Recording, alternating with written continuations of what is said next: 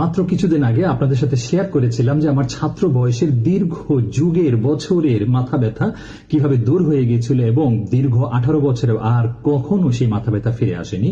Basically আমি যখন জানতে পারলাম যে সিজদা এমন একটা পজিশন যখন হার্ট ব্রেনের থেকে উপরে থাকে, সেই বিষয়টা জানার পরে এবং দীর্ঘায়িত সময় ধরে সিজদা করলে মাথা সংক্রান্ত মাথা ব্যথা এরকম আরো অনেক অসুখ বিসুখ নিরাময় হয়, তখন আমি আমার সিজদাগুলিকে দীর্ঘায়িত করি। তো আমি সেখানে বলেছিলাম যে শুধু সুবহানা রাব্বিয়াল আলা এটা না বলে আমি কমন আরো কিছু দোয়া পড়তাম, এবং সেই ভিডিওতে আমি শেষে গিয়ে আমার পছন্দের একটা দোয়া আপনাদের সঙ্গে শেয়ার করেছি। কিন্তু আসলে অনেকে মনে করেছেন যে আমি ওই ভিডিওতে যত দোয়াগুলি বলেছি এগুলো মাথা ব্যথা দূর করার দোয়া। এটা একটা মারাত্মক মিস্টেক হয়ে গেছে।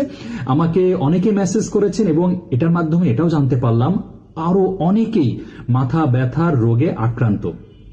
যাই হোক, প্রথমে ক্লিয়ার করি যে ওই ভিডিওতে আমি যতগুলি দোয়া বলেছি তার একটাও কিন্তু মাথা ব্যথা দূর করার দোয়া নয়, বরং আমি এটা বলেছি যে সিজদায় শুধু সুবহানা রাব্বিয়াল আলা এটা না বলে আরো কি কি বলা যায় সেটা বলতে গিয়ে আমি কমন দোয়াগুলি বলতাম, যেমন রব্বির হামহুমা কামা রব্বায়ানি সগীরা, রব্বানা আতিনা ফিদ দুনিয়া হাসানা ওয়া ফিল আখিরাতি হাসানা ওয়া কিনা আযাবান নার, রব্বি হাবলি মিনাস সলিহিন বা রব্বিগফিরলি ওয়া লিওয়ালিদাইয়া। এমন প্রচুর দোয়া আছে।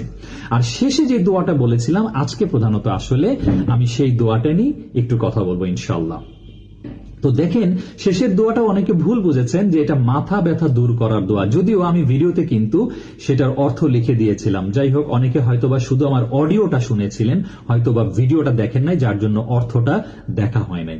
তা আমি এই আজকের ভিডিওর মাধ্যমে আপনাদের সকলের যাদের ভুল ধারণা হয়েছে আমি ভুল ধারণাটা ভেঙে দিচ্ছি, বরং আপনাদেরকে সুসংবাদ দিতে চাই যে ওই দোয়াটা মাথা ব্যথা দূর করার দোয়া নয়, বরং তার চাইতেও দামি কিছু। আমরা জানি যে ফিরআউন কত শক্তিশালী এবং অহংকারী শাসক ছিল। তার স্ত্রী ছিলেন আসিয়া বিনতে মুজাহিম রাদিয়াল্লাহু তাআলা আনহা।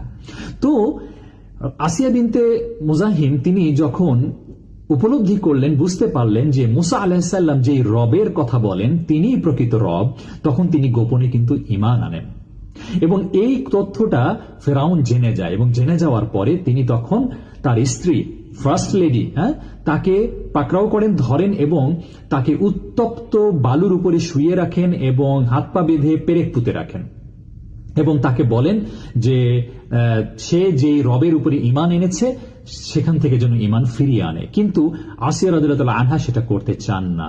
তখন তার কষ্ট আরো বাড়িয়ে দেওয়া হয় এবং একদিন পর তাকে আবার বলা হয় যে সে ঈমান থেকে সরে আসবে কিনা, আল্লাহর প্রতি ঈমান থেকে, কিন্তু সে অটল থাকে। চিন্তা করে দেখেন কত শক্তিশালী একজন নারী, তারপরে এবং কত শক্তিশালী তার ঈমান। তারপরে তাকে হত্যা করার জন্য ফেরাউন বলে সবচেয়ে বড় পাথর সংগ্রহ করে আনতে, এবং সেটা করা হয় এবং তাকে এই সবচেয়ে বড় পাথর দিয়ে পিষে হত্যা করার পরিকল্পনা করে ফেরাউন। এবং তারপরে দেখেন আসিয়া বিনতে মুজাহিম তিনি কি দোয়া করলেন, তিনি এই দোয়াটা করলেন, রব্বিবনি লি ইনদাকা বাইতান ফিল জান্নাতি, রব্বিবনি লি আমার জন্য বানাও, ইনদাকা বাইতান তোমার নিকটে একটা বাড়ি, ফিল জান্নাতি জান্নাতের ভেতরে। দেখেন এই দোয়াটি যখন আমরা শুনি তখন আমাদের মনে হয় আমি জান্নাতের ভিতরে একটা বাড়ি চাচ্ছি আল্লাহর কাছে। কিন্তু দেখেন এই দোয়ার ভিতরে তিনি জান্নাত এবং বাড়ি তার চাইতেও বেশি ভালোবেসেছেন সেই জান্নাত এবং বাড়ির মালিক আল্লাহ রব্বুল আলামিনকে। আমাদের দোয়াতেও এমন ভাব থাকতে হবে। আসুন আমরা দোয়াটি আরেকবার শুনি, রব্বিবনি লি ইনদাকা বাইতান ফিল জান্নাতি। কি চমৎকার একটি দোয়া, তাই না?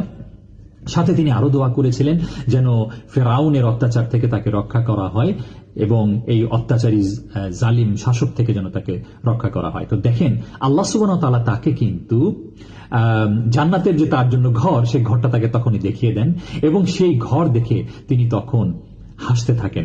এবং এটা দেখে ফেরাউন সবাইকে বলছিল যে দেখো সে শাস্তিতে পাগল হয়ে গেছে, যন্ত্রণায় সে এখন হাসছে, কিন্তু আসলে সে তখন রবের দেখানো সেই জান্নাতের ঘর দেখে হাসছিলেন। যাই হোক, যখন তাকে পাথর মেরে পিষে হত্যা করার চেষ্টা করা হয় তার আগেই আল্লাহ সুবহানাহু ওয়া তাআলার হুকুমে মৃত্যুর ফেরেশতা এসে তার রূহটাকে নিয়ে যান আল্লাহ সুবহানাহু ওয়া তাআলার কাছে। তিনি কিন্তু আসিয়া রাদিয়াল্লাহু তাআলা আনহা তিনি কিন্তু এই পাথর পিষে হত্যা করার কোনো কষ্টই তিনি অনুভব করেন নাই, কারণ আল্লাহ সুবহানাহু ওয়া তাআলা তাকে তার আগেই নিয়ে নেন। তো এখান থেকে দেখেন আমাদেরও শিক্ষণীয় আছে যে আমরাও বিপদে আপদে কষ্টে সবচেয়ে প্রথমে স্মরণ করব আল্লাহ সুবহানাহু ওয়া তাআলাকে। ঠিক আছে, দোয়াটি যারা জানতেন না শিখে নেন। রব্বিবনি লি ইনদাকা বাইতান ফিল জান্নাতি। রব্বিবনি লি, আমার রব আমার জন্য বানান, ইনদাকা বাইতান, আপনার নিকটে একটি ঘর, ফিল জান্নাতি, জান্নাতের ভেতর। খুব আবেগ নিয়ে আকুল হয়ে এই দোয়াটি আমরা সবাই যেন করি।